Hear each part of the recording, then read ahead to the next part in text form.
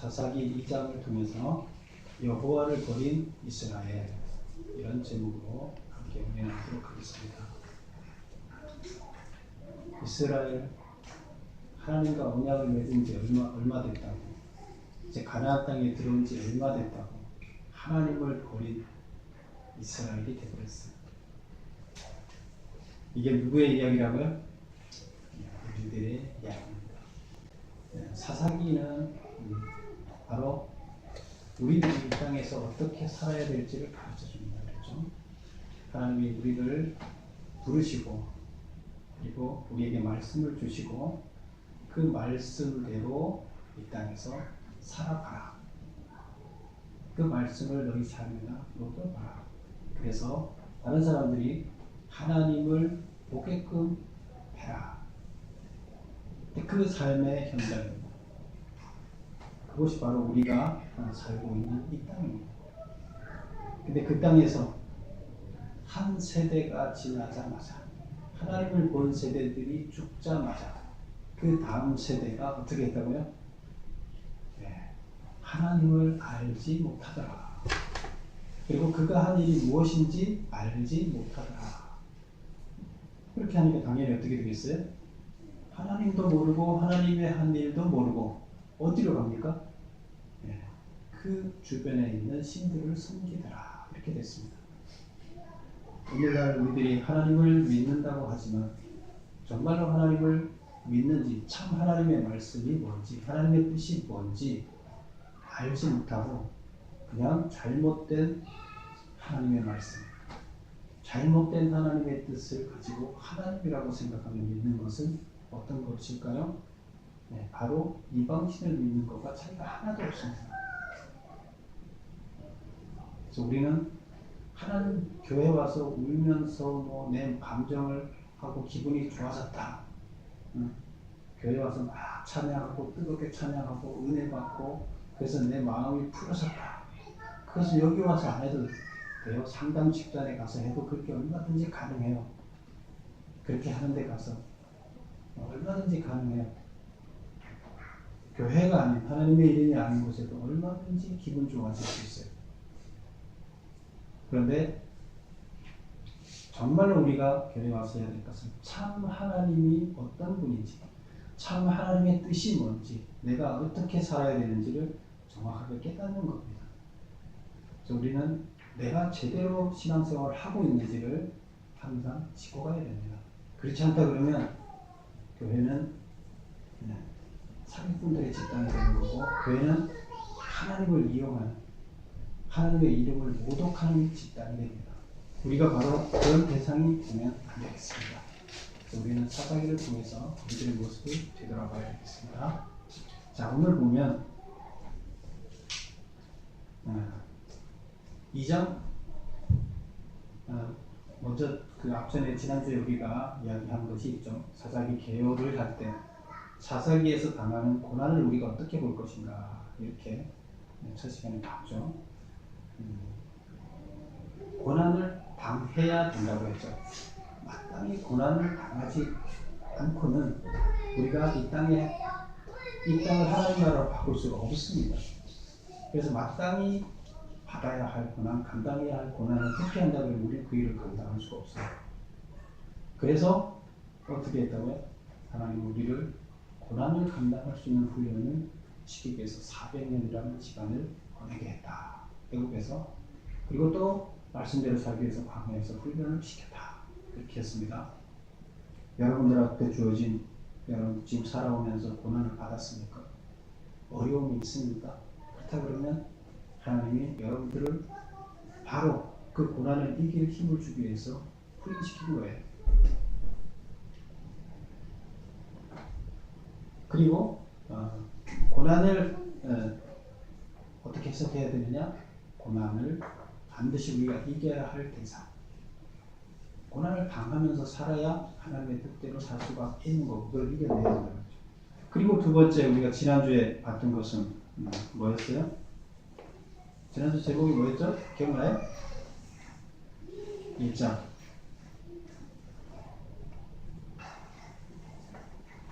지난주에 뭘 했죠? 사사기 1장 뭘 했어요? 예?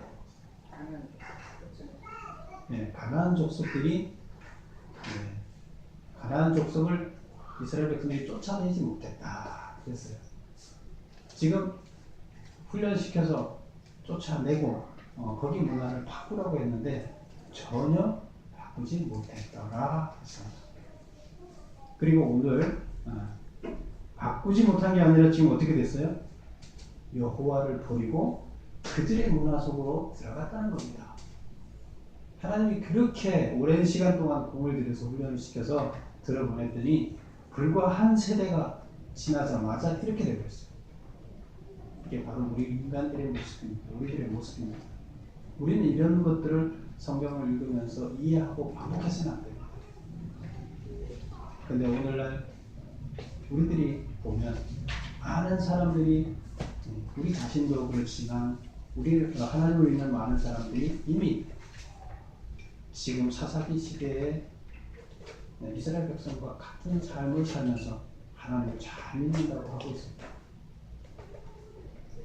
자, 1절에 보면 여호와의 사자가 길갈에서부터 보길로 올라와 말하되 이렇게 얘기합니다.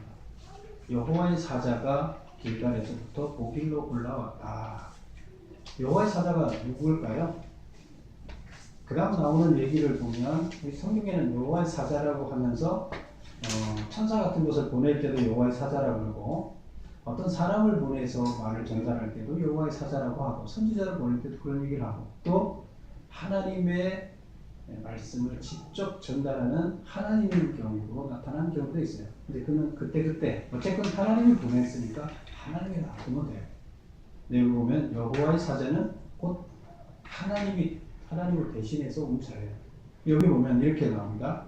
내가 너희를 애국에서 올라오게 하여 하고 내가 하고 이렇게 직접적인 화법으로 나오죠. 여호와의 사자가 직접적인 화법으로 이야기를 전달합니다. 그럼 이거 누구예요? 하나님이에요. 말은 여호와의 사자지만 하나님이 직접적인 화법으로 전달합니다.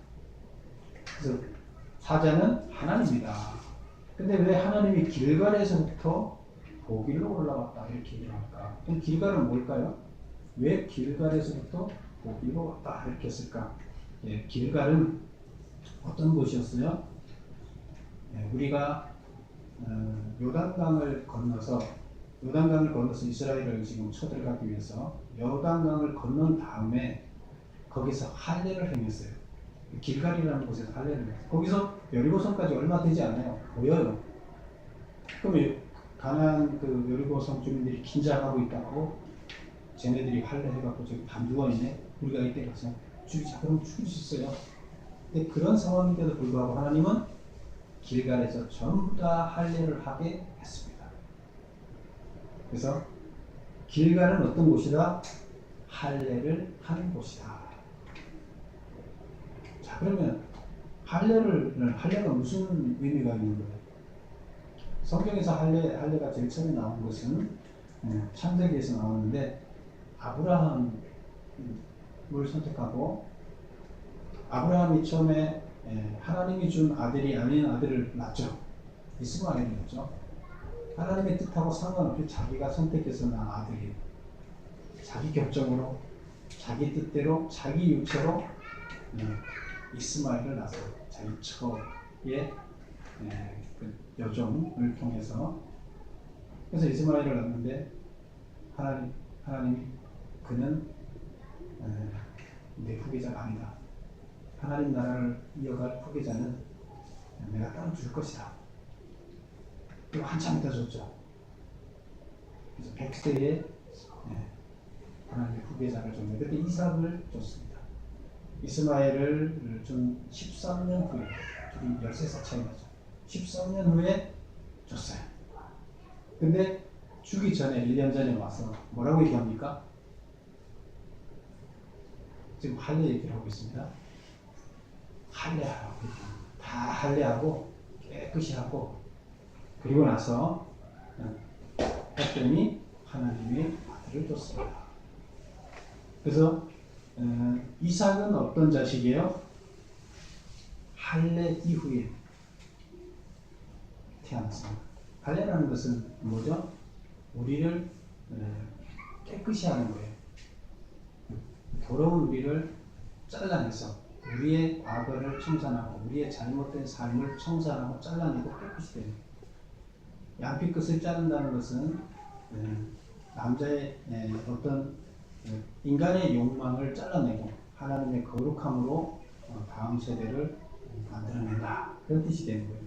그건 곧 우리들의 삶에 있어서 인간들의 욕심에 의한 삶을 살지 않고 하나님의 뜻에 합당한 삶으로 살아간다. 그런 뜻입니다. 그래서 이스라엘 백성 자체가 이제 하나님의 깨끗한 백성으로 되는 의식을 한 거예요. 세상 삶을 청산하고 하나님의 삶으로 살겠습니다.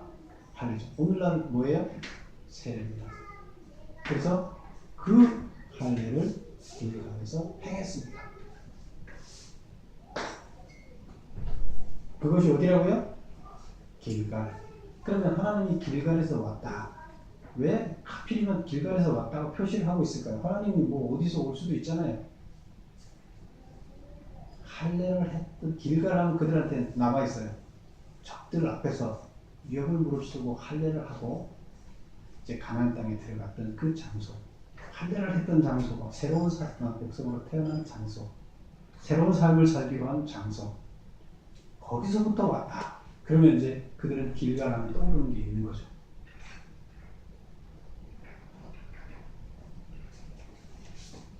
복임이라는 것은 복임으로 왔다 그러는데 복임이라는 것은 베델이에요. 베델인데 무슨 일이 있어서 슬퍼서 울면서 올라갔던 곳은 항상 베델이에요. 디나 일로 인해서 울면서 찾아갔던 곳이 베델로 올라갔던 곳이고, 그래서 지금 베델로 찾아갔습니다. 지금 하나님의 사자가 베델에 와서 무슨 말을 하고 있습니까? 내가 너희를 애굽에서 올라오게 하여 내가 너희의 조상들에게 맹세한 땅으로 들어가게 하였으며 또 내가 이르기를 내가 너희와 함께한 언약을 영원히 어기지 아니하리니 너희는 이 땅의 주민과 언약을 맺지 말며. 올라와서 하는 얘기 뭐예요? 이제 설명을 쭉 하고 내가 이제 끊어냈지 않냐? 너 자유를 줬지 않냐? 그리고 내 약속하지 않았냐? 너희를 이 땅의 주민과 언약을 맺지 말라고 내가 하지 않았느냐? 그리고 그들의 제단을 헐라고 하지 않았느냐? 제단은 뭐예요? 우상을 섬기는 제단을 헐라. 그리고 가나안 땅에 있는 주민들과 계약을 맺지 말라. 이렇게 얘기를 하지 않았느냐? 근데 어찌하여 그렇게 하고 있느냐? 하지 말라는 것을 그대로 하고 있느냐? 지금 이렇게 질책을 하는 거예요. 올라와서. 그리고 두 번째로 또 뭐라고 얘기하느냐? 3절을 보면 내가 그들을 너희 앞에서 쫓아내지 아니하리니 그들이 너희 옆구리에 가시가 될 것이며 그들의 신들이 너희에게 올무가 되리라. 그러니까 이스라엘 백성들을 하나님이 쫓아내지 않겠다는 거예요. 그래서 그들이 가시가 되고 그들이 믿는 신이 너희 올무가 돼서 너희 목을 조일 것이다. 이렇게 결국 너희가 내 말대로 하지 않아서 결국 가나안 백성에게 쫓아내라고 했는데 쫓아내지 않고 가나안 백성에게 당하게 될 것이다. 이런 얘기를 합니다. 그래서 나는 안 쫓아내겠다. 이렇게 얘기해요. 그러니까 4절에 보면 여호와의 사자가 이스라엘 모든 자손에게 이 말씀을 이르매 백성이 소리를 높여 울지라. 그래서 여기서 울었다. 그래서 이름을 뭐라고 했어요? 복임이라고. 운다는 뜻이에요. 그러므로 이것을 이름하여 복임이라 하고 그들이 거기서 여호와께 제사를 드렸다. 그래서 여호와의 사자가 올라와서 얘기를 했어요. 혼내고 왜 내가 시키는 대로 안 하느냐. 그 다음에 두 번째, 그래서 너희들이 시킨 대로 안 하니까 나는 백성들을 그냥 놔두겠다. 가나안 그 족속들을 그냥 놔두겠다. 그러니까 그들의 반응이 뭡니까? 처음에는 울었어요. 그리고 두 번째, 제사했어요. 여호와 하나님께 제사를 드렸다. 예배 드린 거예요. 그러면 길갈에서의 할례했던 걸 생각하고 다 이들이 회복됐을까요? 그래서는 좋았겠죠. 근데 그 다음 나오는 걸 보면 이들이 정말로 회개하고 그들의 삶이 회개라는 건 뭐예요? 그렇게 잘못된 삶을 살지 않겠습니다 결단하고 그것을 바꾸는 거예요. 근데 그렇게까지 갔느냐? 그렇게까지 안 갔어요. 제사는 드리고 자기들 지금 가나안 족속들이 자기들을 위협한다 그러니까 울고는 했지만 그들이 회개하는 단계에 가지 않았어요. 왜? 그 다음 장면을 보면 뻔해요. 그 다음에 보세요. 6절부터 쭉 나오는 이야기가 10절까지 이야기 보면 먼저 6절에 여호수아가 백성을 보내며 이스라엘 자손이 각기 그들의 기업으로 가서 땅을 차지하고 백성이 여호수아가 사는 날 동안 여호수아가 그 다음에 또 하나가 있어요. 여호수아 뒤에 생존한 장로들 곧 여호와께서 이스라엘을 위하여 행하신 모든 큰 일을 본 자들이 사는 날 동안 여호수아가 살았던 날 동안 또 하나님의 이적을 체험했던 사람이 살았던 날 동안 그때는 뭐였느냐? 이스라엘 백성들이 여호와를 섬겼더라. 그럼 무슨 말을 하려고 이렇게 쓸까요? 이들이 죽고 났더니 안 섬기더라 이 얘기를 지금 하려고 이렇게 쓰는 겁니다. 사는 날 동안만 섬겼더라. 그럼 결국 누구 때문에 섬긴 거예요? 여호수아 때문에. 그리고 하나님을 체험했던, 하나님을 직접 만나고 그 이스라엘 백성들이 광야에서 하나님을 체험했던 그들의 삶 때문에 결국 백성들이 하나님을 섬겼는데 그 다음 보세요. 여호와의 종 눈의 아들 여호수아가 110세에 죽음에 묻었다. 그리고 10절 보세요. 그 세대의 사람도 다 그 조상에게로 돌아갔고 하나님을 체험한 사람들이 다 죽었다는 뜻이에요. 그리고 그 후에 일어난 다른 세대는 여호와를 알지 못하며 여호와께서 이스라엘을 위하여 행하신 일도 알지 못한다. 두 개를 모른다고. 하나님도 모르고 하나님이 무슨 일을 했는지도 모른다. 이렇게 표현하고 있어요. 그럼 우리는 여기서 뭐가 문제인 거예요? 뭐가 문제라는 생각이 들어요? 네, 안 가르쳐준 거예요. 교육을 안 시켜준 거예요. 체험한 사람들은 자기가 체험했으니까 하나님이 어떤 분인지를 알고 그래서 하나님의 뜻이 뭔지를 아는데 그 자손들은 모른다는 뜻이에요. 그런데 우리 앞에서 사사기 앞전에 여호수아 앞전이 뭐예요? 신명기잖아요. 신명기에서 모세가 무슨 말을 했어요?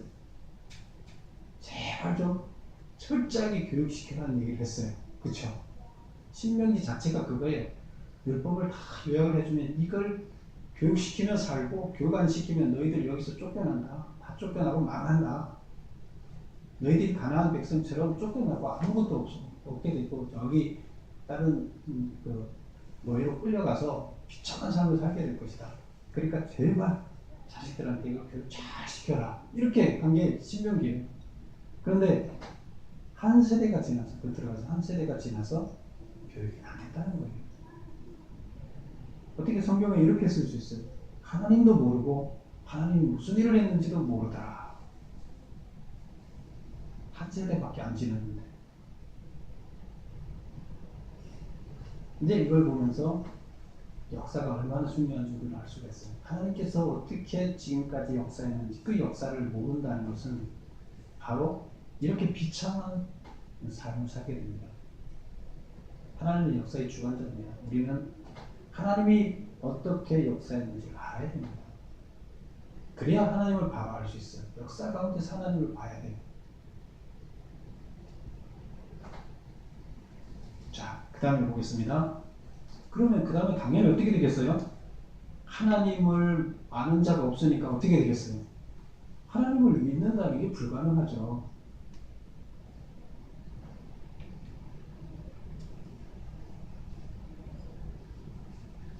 (11절) 보면 이스라엘 자손이 여호와의 목전에 악을 행하여 바알을 섬기며 애굽에서 그들을 인도하여 내신 그들의 조상들의 하나님 여호와를 버리고 다른 신들 곧 그들의 주위에 있는 백성의 신들을 따라 그들에게 절하며 여호와를 진노하게 하였으되 곧 그들이 여호와를 버리고 바알과 아스다롯을 섬겼다. 이렇게 나옵니다. 하나님 자리에 누가 들어가 있어요? 바알, 아스다롯. 아스다롯은 누구냐? 그 제가 4번 메모해놨습니다. 바알은 바알 그 신상은 그 지금도 그쪽 가면 있는데 바알 신상은 형상이 어떠냐면 머리에 투구를 썼는데 투구가 소 뿔 있죠. 소 뿔이 달린 투구를 썼어요. 그럼 그 농경 시대의 사람들이다 이제 그런 뜻이고 그 다음에 오른손, 왼손 두 군데 뭘 들었는데 오른손에는 뭘 들었냐면 채찍을 들었어요. 철퇴 같은 것을 들었어요. 그럼 이건 원래 권력을 얘기해요. 나한테 까불면 국물도 없어. 권력을 가졌어요. 그 다음에 왼손에는 지팡이를 가졌는데 지팡이의 그 위쪽에는 빗자루처럼 막 번개가 막 치게 이렇게 되어 있는 그런 막 갈라져 있는 빗자루 여기서는 일로 올라가서 갈라지잖아요. 이런 식으로 되어 있어요. 이걸 양손에 들고 있어요. 투구 쓰고. 이게 누구라고요? 바알 때 그 이스라엘 가나안 백성들이 만들어 놓은 형상이에요. 그럼 이게 바알의 특성을 알 수가 있는 거죠. 권력. 그 다음에 왼손에 있는 번개 치는 것은 뭐냐면 번개를 통해서 비를 내려서 농경시대 머리에 투구 소 머리 썼다 그랬죠. 농경시대 사람들이 가장 필요한 게 뭐예요? 비잖아요. 그쪽 지역에 또 비가 잘 안 오잖아요. 그래서 비를 주관하는 신이다. 그래서 너희들에게 풍요를 가져다 준다. 이 신이 왼손에. 오른손에 뭘 들었다? 철퇴, 권력을 잡았다. 권력과 풍요 다 잡은 거죠. 권력과 물질을 잡고 있어요. 이 신이 그런 신이에요. 그 다음에 나오는 신이 아스타롯인데 아스타롯은 누구냐면 그들이 생각하는 그 여신이에요. 바알은 남자고 바알의 아내가 아스다롯이에요. 근데 아스다롯의 형상은 어떻게 만들어져 있냐면 뚱뚱해요. 여자가 뚱뚱한데 가슴이 엄청 커갖고 두 손으로 가슴을 받치고 있어요. 그 형상을 만들어 놓은 거지 내가. 그리고 엉덩이가 엄청 커요. 완전 그래머 중에서 아주 그래머예요. 그럼 이건 무슨 의미일까요? 가슴이 크다는 것은 먹는 거예요. 먹는 거. 그래서 생명, 젖을 주는 거잖아요. 생명을 주는 거예요. 생명을 주는 신이다. 먹을 것을 준다. 그리고 다산. 그때 당시에 결국 그 나라가 강대국이 되는 것은 인구가 많아지는 것인데 그 부족이 커지는 것은 인구가 많아져야 돼요. 그것은 다산이에요. 그래서 지금 생명과 다산, 권력과 풍요 이 두 신을 믿으면 이 부부 신을 믿으면 어떻게 돼요? 이걸 다 얻는다. 이들이 이스라엘 그들이 지금 살고 있는 그 가나안 땅을 점령하고 있는 신이에요. 근데 이 신들은 이 여신과 남신이 둘이 교합을 해야 하늘에서 비가 내린다 이렇게 얘기를 하고 있어요. 교합하기 위해서 뭘 한다? 그 신들이 교합하게 하려면 인간들이 먼저 교합하는 모습을 보여줘야 그들이 흥분해서 교합을 한다는 거예요. 신들이. 그래서 예배드리면서 뭘 해야 되느냐? 성적인 교합을 해야 된다. 이것이 바로 이들의 문화예요. 그래서 하나님께서는 왜 가나안 땅에 그것을 거기에 있는 모든 종족을 밀어내야 된다. 거기를 싹쓸이 보내야 된다. 왜 그랬겠어요? 이해가 가시죠? 그래서 바로 이들 신을 하나님이 제일 싫어하는 이들 신을 하나님을 모르니까 그렇습니다. 이스라엘 백성들이 이들 신을 믿었다는 거예요. 그러면 이들 마음속에 뭐가 있었다는 거예요? 바로 이런 욕망들을 채우고 싶은 욕망들이 하나님을 우리 안에 없으니까 인간들의 기본 욕망이 그렇잖아요. 그 안에 그걸 그대로 표현하면 이들을 믿어야 되는 거예요. 근데 이 신과 이들이 믿는 이 우상신과 하나님이 뭐가 다른가? 우리 한번 따져볼까요? 제가 2번에 메모해놨어요. 한번 보세요. 여호와는 가장 낮은 자를 불쌍히 여기는 진짜 신이에요. 왜 우리 이 세상 사람들이 인간이 사는 구조는 어떻게 돼 있어요? 피라미드예요. 가난한 사람들이 많아요. 그때 당시도 90%가 못 먹고 살고 노예로 살았다 그랬죠. 그 다음 맨 위에는 10%도 안 되는 사람, 맨 꼭대기는 왕 하나잖아요. 피라미드예요. 가난한 사람들이 많이 있어서 결국 착취해서 권력자가 한 사람이 부자가 되는 거예요. 여호와는 낮은 자를 불쌍히 여기는 참신이다. 90%를 가난한 90%를 불쌍히 여기고 다른 신은 높은 자들이 낮은 자리에 있는 자들의 착취를 합리화하기 위해서 만들어 놓은 허구의 신이다. 신이 없어요. 근데 그들이 합법적으로 신의 이름을 빌려서 자기들이 착취하기 위해서 만들어 놓은 것이 뭐예요? 우상이에요. 가짜 신이에요. 그럼 결국 누구를 위한 거예요? 자기 자신을 위한, 권력자가 자기 자신을 위해서 만들어 놓은 허구의 신이에요. 근데 그거를 권력자 한 명한테는 좋지만 나머지한테는 뭐가 돼요? 악이 되는 거예요. 자, 3번 바로 3번 보겠습니다. 대인 관계에서 여호와는 소중한 것을 주라고 하지만 우상은 욕망을 채우라고 한다. 우리가 어떤 사람을 이렇게 대해요. 우리 지금 결혼하셨잖아요. 부부 사이에 둘이 이렇게 보면 둘이 똑같아요? 마음이 같아요? 안 같죠? 다 틀려요. 다 생각이 틀려요. 그렇게 만들어놨어요, 하나님. 그런데 우리는 이 두 사람을 직접적으로 대하면 맨날 싸우고 맨날 다툴 수밖에 없어요. 틀리기 때문에. 근데 우리는 누군가의 중간에 매개체를 통해서 그를 봐야 돼요. 그럼 어떻게 봐요? 둘이 직접적으로 보지 말고 누군가를 하나 끼워서 봐야 돼요. 하나님의 눈으로 그를 바라봐야 돼요. 하나님이 그를 얼마나 소중하게 생각하는지, 하나님이 그를 어떻게 바라보고 있는지, 그러면 내가 하나님이 바라보는 그를 대응해서 내가 하나님 대신에 그한테 뭘 해줄 수 있는지 이렇게 봐야 돼요. 그러면 그를 향한 하나님을 통해서 그를 보는 거예요. 그런데 만약에 우리가 그렇게 보지 않고 하나님이 없는 사람은 어떻게 보겠어요? 우상을 섬기는 사람은 어떻게 보겠어요? 내 욕망을 채우기 위해서. 우리 인간은 욕망의 인간이잖아요. 내 욕망을 채우기 위해서 욕망이라는 매체를 통해서 그를 보는 거예요. 그럼 어떻게 봐요? 그를 착취의 대상, 내 욕망을 채우기 위한 대상을 보는 거예요.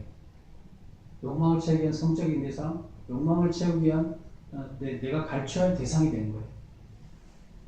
그러나 하나님의 시각으로 보면, 낮은 자를 불쌍히 여기는 하나님의 시각으로 보면 어떻다고요? 그한테 뭘 해줘야 하는, 뭘 줘야 되는지를 보면 내가 뭘 해줘야 돼요. 대인관계에서 여호와는 소중한 것을 주라고 해요. 근데 우상은 욕망을 채우라고 합니다. 그래야 이스라엘 백성들은 재물과 풍성한 먹을 것과 다산을 위해서 우상을 선택했습니다. 왜? 하나님이 사라진 자리에 뭐가 있어요? 욕망만 남아있기 때문에 욕망의 눈으로 그들은 봤고 결국 그 우상을 선택했어요. 이스라엘이 다른 신을 섬긴 결과는 어떻게 됐느냐? 여호와께서 진노하사 이스라엘을 대적의 손에 넘겨주사 노략질을 당하게 하며 여호와께서 그들에게 말씀하신 것과 같아서 그들의 괴로움이 심하였더라. 그러니까 하나님이 노를 당하게 막 내 나쁜 놈들 노략질을 당해라 막 이랬을까요? 네, 이것은 문자적인 표현이고 하나님께서는 하나님이 이 도움을 줄 수 있는 상황이 아니에요. 하나님을 찾아오고 하나님의 도움을 받을 수 있고 하나님이 그 안에 들어갈 수 있어야 하나님이 도와줄 수 있는데 하나님을 믿지 않으니까 하나님이 어떻게 해줄 수가 없어요. 안타깝지만 어떻게 할 수가 없어요. 그 표현이에요. 그래서 결국에 그들은 노략을 당하게 되는 거고 괴로움을 당하게 되는 거예요. 다른 신, 인간들이 만든 허상이 이스라엘 백성을 지켜주지도 못했고 부와 풍요를 가져다 주지도 못했다. 그들은 누구를 택했다고요? 네, 우상을 택했는데 무엇 때문에 택했어요? 자기네 욕망을 채우고 자기를 지켜주기 위해 해달라고, 부자 되게 해달라고, 잘 먹고 잘 살게 해달라고 우상을 택했어요. 근데 우상은 어떻게 했어요? 지켜주지도 못했고 그들한테 부와 풍요를 가져다 주지도 못했어요. 결국 그들은 멸망의 길로 간 거예요. 지금 우리들의 모습은 어떻습니까? 지금 이 땅의 모습들은 어때요? 똑같습니다. 6번 보겠습니다. 하나님은 이스라엘 백성의 울부짖음을 듣고 어떻게 하셨는가? 그 울부짖음은 진정한 회개였는가? 16, 17절을 보면 사사를 세우사 그가 사는 날 동안 대적으로부터 구원해줬다 이렇게 나옵니다. 사사를 세웠어요. 무슨 소리를 듣고 그들이 울부짖는 소리를 들었어요. 아, 못 살겠습니다. 하나님 못 살겠습니다. 옛날에 믿던 하나님 못 살겠습니다 하고 막 울부짖었어요. 이쪽 신을 믿었더니 되는 것 같지는 않고. 그랬더니 하나님이 정말로 회개하고 돌아와서 구원해 준 건 아니에요. 너무나 불쌍하게 하나님을 찾으니까 하나님이 사사를 세워서 사사가 있는 날 동안에 그 사사가 한번 기적을 베풀고 나니까 그 사사가 무서워서 못 쳐들어오는 거예요. 그래서 사사가 있는 날 동안은 그들을 보호해줬다. 근데 그 사사가 죽고 나니까 어떻게 됩니까? 7절 사사가 죽은 후에 이스라엘 백성은 어떻게 하였는가? 19절 한번 읽어보겠습니다. 다같이 19절 한번 볼게요. 시작. 그 사사가 죽은 후에는 그들이 돌이켜 그들의 조상들보다 더욱 타락하여 다른 신들을 따라 섬기며 그들에게 절하고 그들의 행위와 패역한 길을 그치지 아니하였다. 행위와 패역한 길, 그들이 그 패역한 길, 패역한 행위를 그치지 않더라. 더 앞전보다 더 했어요. 사사가 죽고 나니까. 그러면 점점 더 타락해 갔었다. 이렇게 볼 수 있는 거죠.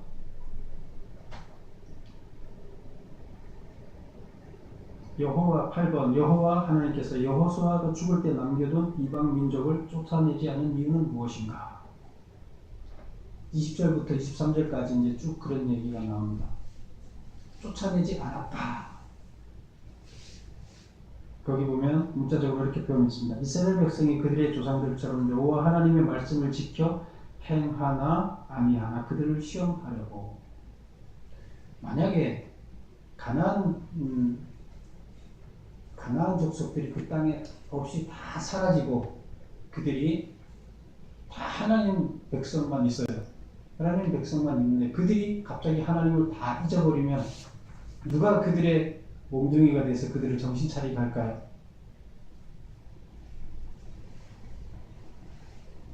하나님한테는 몽둥이가 필요해요. 네, 몽둥이가 없으면 정신 절대 안 차리거든요. 우리 인간들은 몽둥이가 필요해요. 여기 보면 이방인들이 여기에 남아 있어야 할 이유, 다 없애지 않고 남아 있어야 할 이유들은 뭐냐? 완전히 이들이 하나님을 온전히 믿고 하나님 나라를 만들어 간다면 없어도 돼요. 그렇죠? 근데 그들이 그러지를 못하기 때문에 결국 못 쫓아냈고 그들한테 점령을 당하게 됩니다.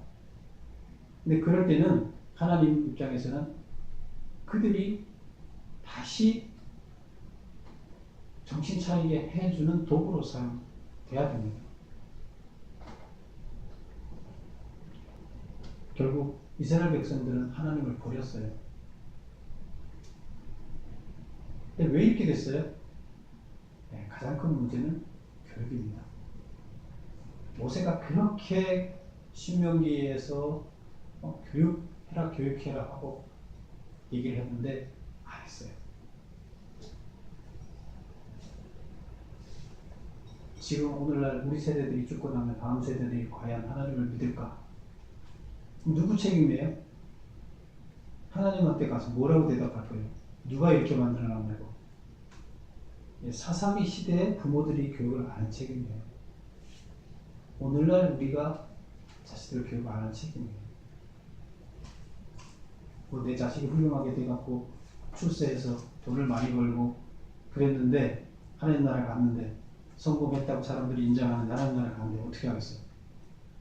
난 자식 교육 잘 시켜서 출세시켰습니다. 그렇게 할 수 있을까요? 예. 그래서 우리들이 무엇이 중요한 것인지. 그래서 결국 이 사사 시대를 보면서 포로기 시대 때 이스라엘이 쫓아 망해서 끌려갔잖아요. 거기 가서 사사 시대를 보면서 회개한 거예요. 이게 그때 교재였어요. 이걸 보면서 우리가 이렇게 살았구나. 그래서 우리가 망할 수밖에 없었구나. 그래서 우리는 지금부터 뭘 하자? 성경 공부를 시작하자. 그리고 그 포로지에서 밤에 주인들 몰래 여러 명이 하면 또 다 아니까 몇 명씩 모여서 성경 공부를 하고 그 교재가 지금 만들어진 게 성경이라고 그랬잖아요. 역사서예요. 신명기 역사서예요. 이게 다 지금 쓰고 읽어 나가는 게 이게 다 그때 교재예요. 회개하면서 우리가 이러지 말아야 된다 한 교재예요.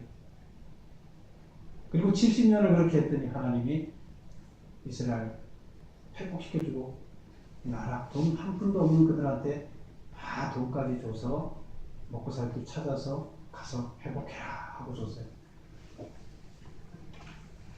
그런데 그때 그냥 완벽하게 다 해놓고 손도 까딱 안 하게끔 했어요? 아니에요. 폐허가 된 데 와서 다시 일으키는 일을 하게 했어요. 근데 우리는 하나님 왜 이래? 이렇게 힘든 데를 줘? 다 해갖고 완벽하게 해서 나한테 그냥 할 수 되게끔 주지. 하나님 절대 그렇게 안 하세요. 모든 걸 우리의 손을 통해서 우리의 결정으로 우리의 노력을 통해서 만들어내게 하십니다. 그 일을 해야 돼요. 지금 우리는 사사기 시대를 다시 반복해서는 안 돼요. 우리는 뭘 해야 되느냐? 이스라엘의 실패를 교훈 삼아서 우리는 다음 세대를 일으켜야 됩니다. 교육해야 됩니다. 여러분들 다 그런 여러분이 되시기를 축원합니다. 기도하겠습니다. 아버지 하나님